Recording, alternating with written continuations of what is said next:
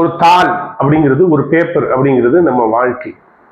இப்ப நம்ம வாழ்நாள்ல நீ என்ன மாதிரி ஒரு புத்தகத்தினுடைய ஆசிரியனாக நீனாவே இருக்கணும். ஒரு ஒரு புத்தகம், ஒரு தாளோ இல்லை ஒரு நோட்டோ நம்ம உங்கள்கிட்ட கொடுத்துட்டோம்னா அதுல என்ன மாதிரி நீங்க எதை எழுத போறீங்க, உங்க வாழ்க்கையில எதுவாக எப்படி இருக்க போறீங்க, எங்க இருக்க போறீங்க அப்படிங்கிறத நீங்க தான் உருவாக்கணும், நீங்க தான் அதை நினைக்கணும், நீங்க தான் அதை எழுதணும். இப்போ ஒரு நோட்டை உங்கள்கிட்ட கொடுத்தா அதுல என்னென்னலாம் எழுதுவீங்க, எப்படிலாம் திருட்டுவீங்க, எப்படியெல்லாம் அழகாக எழுதுவீங்களா, இல்லை கேவலமா எழுதுவீங்களா, இல்லை நல்ல ஒரு வண்ணமிக்க படத்தை வரைவீங்களா, இல்லை எப்படி அதை வடிவமைப்பீங்க, அது உங்க கையில தான் இருக்கு.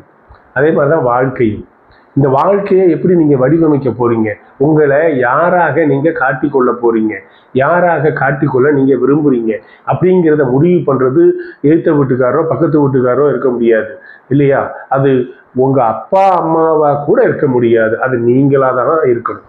நீங்க யாரு அப்படிங்கிறத நீங்க கண்டுபிடிக்கிறதுக்கு தான் உங்களை இந்த கல்விக்கூடத்துக்கே அனுப்புறாங்க. கல்விக்கூடம் வர்றது எதுக்குன்னு நினைக்கிறோம்? நம்ம மதிப்பெண் எடுத்து மார்க் எடுத்து டாக்டர் இன்ஜினியர் ஆகிறது மட்டுமல்ல, இந்த பள்ளிக்கூட படிப்புல தான், இந்த பள்ளிக்கூடத்துல வகுப்பறையில ஆசிரியர்கள் நமக்கு அந்த வாய்ப்பினை ஏற்படுத்தி கொடுக்கிறார்கள்.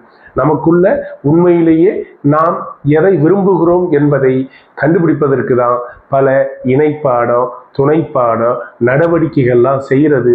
எதற்காக என்றால் நமக்குள்ள இருக்கின்ற விஷயம், அந்த அற்புதமான விஷயம், நமக்குள்ள நாம் விரும்புகின்ற, நம்ம ஃபுல்ஃபில்லாக, நம்ம ஆத்மார்த்தமாக நம்ம யாராக இருக்கின்றோம் அப்படிங்கிறத கண்டுபிடிக்கிறதுக்கு தான் இவ்வளவு நடவடிக்கைகள் முதல்ல. அதனால மாணவர்கள் இந்த ஒரு மாணவர் பருவத்திலேயே, இந்த கல்விக்கூடத்திலேயே அவர்கள் முழுமை அடைய வேண்டும்.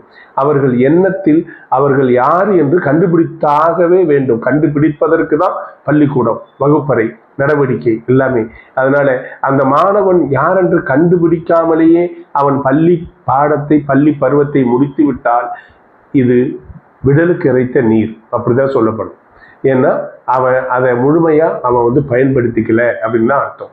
ஏன் முழுமையா பயன்படுத்திக்கல? ஏன்னா அவன் விழிப்பா இல்லை அப்படின்னு அர்த்தம். ஏன்னா அவனுக்கு உள்ள இருக்கிற அந்த தனித்தன்மையை, அவனுக்கு உள்ள இருக்கிற அந்த அற்புதத்தை அவன் கண்டுபிடிப்பதற்கு தான் பள்ளிக்கூடமே வரும்.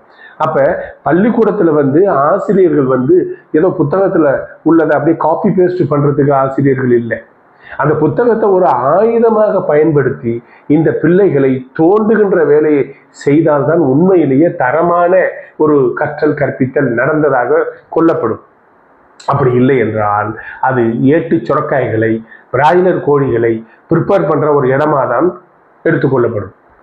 இதுதான் நான் அடிக்கடி எனது ஆசிரியர்களுக்கு சொல்றது. உங்களுடைய பராக்கிரமத்தை, உங்களுடைய வல்லமையை, உங்களுடைய ஆற்றலை இங்கே மாணவர்கள் மத்தியிலே பறைசாற்றுவதற்கு அல்ல என்னுடைய பள்ளி வகுப்பறை. என் பிள்ளைகளுடைய பராக்கிரமத்தை, அவனுடைய திறமையை, அவனுடைய ஆற்றலை, அவனுடைய தனித்திறமையை, தனித்தன்மையை வெளிக்கொண்டு வருவதாக தான் இருக்க வேண்டும் உங்களுடைய கற்பித்தல்.